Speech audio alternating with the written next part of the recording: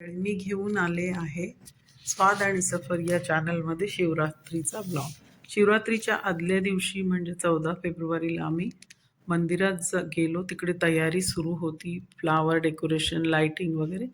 आणि तिकडे आम्ही थोडेफार पैसे भरले अभिषेकासाठी आणि नंतर आम्ही घरी आलो. आणि महाशिवरात्रीच्या दिवशीचा हा अ, पुढचा भाग आहे. तर सकाळी 12 वाजता वगैरे आम्ही दुसऱ्या मंदिरात गेलो आणि फारशी रश नव्हती अशा मंदिरात आम्ही गेलो. आणि माझे काही मैत्रीण पण होते सोबत. त्यांच्यासोबत आम्ही गेलो आणि तिथे दर्शन झालं. फारशी गर्दी नव्हती आणि सिंपल मंदिर होतं. साऊथमध्ये फार सुंदर असतात मंदिरं, स्वच्छता वगैरे खूप छान होती, फुलांची सजावट होती. तुम्हा सगळ्यांना महाशिवरात्रीच्या खूप खूप शुभेच्छा. त्याच्यामध्ये थोडे बहुत मी क्लिप्स घेतल्या होत्या. तिकडे फारसं परमिशन नसते, पण छोट्या-मोठ्या मी क्लिप्स घेतल्या. इथं नवग्रहांचं आहे आणि भरपूर लोकं होती, पण फारशी गर्दी नव्हती. जेवढी की मोठ्या मंदिरात हजारो लोक असतात, इथे एवढी नव्हती, 40-50 असतील. तर इथे पण छान पूजा झाली आणि आम्ही जे काय आणलं होतं सोबत ते पूजेचं देऊन टाकलं सामान वगैरे आणि फुलं, फळं वगैरे सगळं. आणि मग नंतर एक चक्कर मारून सगळं बघितलं. या प्रकारे आमचा दिवस सकाळचा पूर्ण झाला. संध्याकाळी मग पुन्हा मी 7 वाजता अ, मोठ्या मंदिरात गेले. तिथे हजारोच्या अ, भाविक संख्येने भाविक जमा होतात. तिथे खूप मोठी लाईन असते. जवळपास 3-3, 4-4 तास लागतात दर्शनाला. पण मला अभिषेकाचं सामान द्यायचं होतं, त्याच्यामुळे मी दुसऱ्या दाराने गेले आणि त्यांनी मला दर्शन करवलं. 10-15 मिनिटातच माझं आतमध्ये, कारण अभिषेक ज्यांचा करायचा असतो त्यांना फारशी रश नसते. त्यांना रांगेत उभं राहायची गरज नाही. त्यांच्यासाठी एंट्री वेगळी होती. तिथे 20-20 मिनिटं थांबून अभिषेक होत होता. तर मग तिकडे दर्शन झालं माझं 15-20 मिनिटात. मी थोडंफार क्लिप्स घेतल्या, सगळ्या देवांचं दर्शन घेतलं. इकडे शिव मंदिर आहे आणि पार्वतीचं आहे आणि दुर्गा मातेचं आहे, गणपती आहे, आणखीन अय्यप्पा स्वामी आहे. खूप सारे सगळे देवता आहे. दत्तात्रेयाचं पण आहे. तिकडे दत्तात्रेयाकडे जाऊ शकले नाही, खूप मोठी रांग होती. आणि इकडे नवग्रहांचं मंदिर पण आहे. खूप सुंदर सजावट होती, खूप सारी लाइटिंग, खूप सारे फुलं, स्वच्छता खूपच सुंदर होती मंदिरात. साऊथच्या मंदिरामध्ये स्वच्छता फार महत्त्वाची असते. तर इकडे डिसिप्लिन पण असतं आणि स्वच्छता पण. इकडे प्रसादामध्ये काही लोक अन्नदान करत होते, पण ज्यांना उपवास असतो ते अन्न खाऊ शकत नाहीत, तर मग त्यांच्यासाठी फ्रूट्स होते. तर इकडे फ्रूट्स वगैरे प्रसाद घेऊन मग आम्ही थोडेफार क्लिप्स घेतल्या. आधी सगळ्या देवांचं दर्शन घेतलं आणि ते करता करताच छोट्या मोठ्या क्लिप्स मी घेतल्या. 1-2 सेल्फी काढले. थोडेफार ओळखीची लोकं भेटली. खूप खूप लोकं होती, पण त्यातले 10-12च लोकं आपल्या परिचयातली होती किंवा आमच्या कॉलनीतली किंवा कुठली ना कुठली ओळखीची. पण बाकी खूप सारे लोकं आले होते. मोठं मंदिर आहे, परिसर खूप मोठा आहे, खूप सुंदर आहे. रात्रीच्या 12:30-1 पर्यंत देखील त्या दिवशी चालूच राहणार होतं, कारण 12:30ला पण एक मोठा अभिषेक होता. त्याच्यामुळे इथे खूप रश होती. पण मी काय तेवढ्या रांगेत उभे राहिले नाही आहे. माझ्याकडे फक्त अर्धा तास होता. तर मी पटापट इथे हे दुर्गादेवीचं मंदिर आहे. सुंदर पाळणा सजवला आहे बघा, पालखीसारखा. आणि इकडे फुलांची सजावट होती. नंतर अय्यप्पा स्वामीचे मंदिर एकामागे एक लाईन होत्या आणि खूप लोकं इकडे रील्स बनवत होते, कोणी कोणी फोटोशूट करत होते. आणि दर्शन झाल्यानंतर सगळे लोकं तेच चाललं होतं. आणि हे अय्यप्पाचं मंदिर आहे आणि त्याच्यानंतर मी पिंपळाच्या झाडाकडे गेले. तिकडे सगळ्यांनी दिवे वगैरे प्रज्वलित केले होते. खूप सारी प्रसादासाठी रांग होती, स्वच्छता होती, काही प्रॉब्लेम नव्हता. इकडे नारळ आतमध्ये तोडूच देत नाहीत. सगळ्यांना शुभकामना. अ, हा ब्लॉग नंतर येईल, पण शिवरात्रीच्या शुभेच्छा सर्वांना. आणि माझ्या चॅनलला लाईक, शेअर अँड सबस्क्राईब करा. आणि तुम्ही हा ब्लॉग पाहिला आणि तुम्हाला अजून काय काय पाहायची इच्छा आहे त्याबद्दल जरूर कमेंट करा.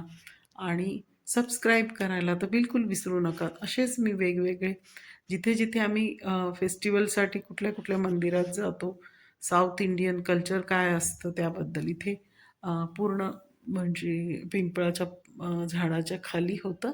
इथे लाइटिंगचा गणपती होता. तिथे थोडेफार फोटोज काढले आणि काही मैत्रिणी भेटल्या आणि त्याच्यानंतर खूप सुंदर सजावट होती. ते सगळ्याचे थोडे बहुत मी व्हिडिओज घेतले आणि या प्रकारे माझा शिवरात्रीचा दिवस खूपच सुंदर आणि आनंदात पूर्ण झाला. यूट्यूब चॅनलसाठी पण बरेच सारे सबस्क्रायबर्स पण भेटतात आणि खूप सुंदर झालं होतं दर्शन वगैरे. तर या प्रकारे मी माझा दिवस पूर्ण व्यतीत केला. दिवसभर सकाळी एक मंदिर, संध्याकाळी एक मंदिर झालं आणि उपवास पण होता. खूप छान वाटलं आणि पूर्ण दिवस आमचा खूपच आनंदात गेला. कारण उत्सवाच्या निमित्ताने आपण तयार होतो, खूप छान छान पदार्थ बनवतो. आज तर उपवास होता, त्याच्यामुळे उपवासासाठी उसळ बनवली होती, भगर आमटी बनवली होती, साबुदाणा वडे, रताळे असे खूप सारे, पण त्याचं काही मी घेऊ शकले नाही. पण हे इथे सगळं देवांची वेगळ्या पद्धतीने पूजा केली जाते, जास्त फुलांची सजावट असते. आणि हे सकाळचं मंदिर आहे जिथे थोडीफार रश नव्हती जास्त. या प्रकारे माझा शिवरात्रीचा दिवस खूपच आनंदात पार पडला आणि संध्याकाळचं हे मोठं मंदिर जे शिव मंदिर आहे तिथे हजारोंच्या संख्येमध्ये लोक उपलब्ध होती. खूप खूप छान होतं आयोजन आणि तिकडे गाणी वगैरे लावलेली होती आणि सगळेजण रांगेत, काही ठिकाणी प्रसाद चालू होता, काही ठिकाणी अभिषेकाचे तिकीट्स देणं चालू होतं आणि खूप सारे लोक फोटोज घेत होते, कोणी गप्पा करत होते, कोणी तिकडे म्हणजे इकडचे लोक सगळेजण निर्जला उपवास करतात. तर मग दर्शन झाल्यानंतर ते लोक फळं खातात. तर काही लोक बसून आपला उपवास म्हणजे फळं वगैरे खाऊन सोडत होते. खूप मोठा परिसर आहे, त्याच्यामुळे इथे राहा उभं राहायला किंवा बसायला पण जागा भरपूर आहे. खूप सारे गार्डन आहे, बेंचेस टाकलेले आहेत, लोक तिथे एन्जॉय करत होते. सगळे पूर्ण फॅमिली फॅमिली आलेले होते. काही लोक दर्शनानंतर रील्स बनवत होते, काही लोक फोटोशूट करत होते. या प्रकारे सुंदरसा परिसर सजवला होता आणि तिकडून जावेशेच वाटत नव्हते. 12:30 नंतर पण एक मोठा अभिषेक होणार होता, पण मी काही तेवढा वेळ थांबू शकले नाही. खूप सुंदर अशी सजावट, ही आदल्या दिवशीची पण पुन्हा क्लिप मी टाकली आहे. खूप छान अशी सजावट केलेली होती आणि ही दुसऱ्या दिवशीचं. तर इकडे खूप सारे लोक उत्साहाने करतात. साऊथ इंडियामध्ये हर एक फेस्टिवल किंवा प्रत्येक सणाचं खूपच उत्साहाने स्वागत केलं जातं आणि आजकाल सगळ्यांनाच आवड आहे आणि प्रत्येक कार्यक्रम हा सेलिब्रेशनसारखाच केला जातो.